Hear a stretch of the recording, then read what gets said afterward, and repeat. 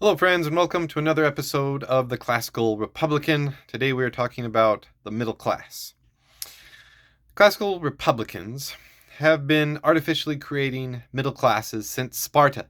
The U.S. does so today through various means: taxes, education, subsidies, business loans, child tax credit, mortgage interest credit, and even through land grants.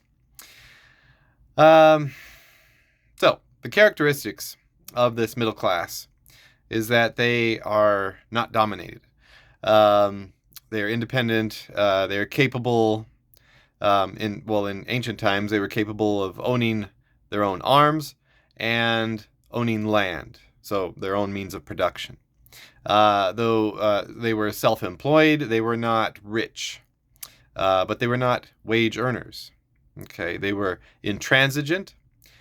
And there were no pressures to sway you from your independent course.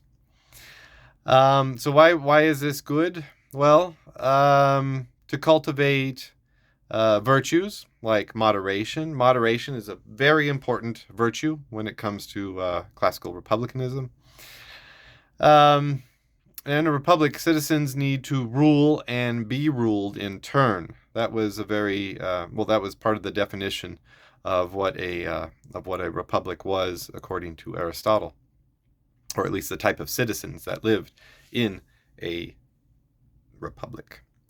Having a large pool of capable people on hand to take office when needed makes for a very stable society, and this is why Aristotle promoted the republic for its long-term stability. Remember, he said that actually a righteous monarch is the best form of government, but it's not very, it doesn't last long. And so in order to have more stability, long-term stability, he went with the republic. The problem with workers, meaning wage earners, being full citizens is it's all boiled down to time, having time. Full citizens must have time to educate and cultivate themselves in virtue, but most importantly, they need to have time to study the issues which impact the community and time to deliberate with others to come to a consensus to make decisions.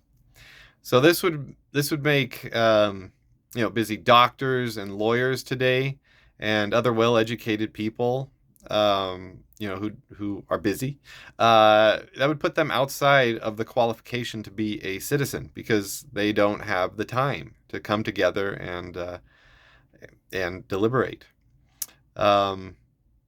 These people are not what the ancient philosophers had in mind as the ideal citizens for a republic. I know a lot of people who are in the medical profession here in this where I live, and they are not really involved in their community, and there are reasons for that because they work long hours at the hospital, and then they come home. They have to take care of their their household, and a lot of they're busy with that, and they're tired a lot. So when they do get they have good benefits, so they do get time off to go on vacation, and when they go on vacation, they go overseas. They go out of the country to have good experiences, and they're not really active in the community. So again, those people would not be considered the ideal citizens for a republic, even though today they are considered middle class because they make good money. So there are problems with class identity today. Marxists still really emphasize class identity. They desire the dictatorship of the proletariat. And you can see where they kind of got that from classical republicanism. But I think classical Republicans, especially today, would see it as see class as something that's more fluid. But as I mentioned at the beginning, there are various ways of propping up or expanding a middle class. And many classical Republicans, from Aristotle to Machiavelli and Harrington, would agree that gross inequality is bad and something must be done about it. In general, they agree that there must be equal access to land and capital and education, um, and to make sure that citizens can provide for their own needs. There can't be arbitrary decisions, but there needs to be due process and non-domination to achieve this. Long live the Republic.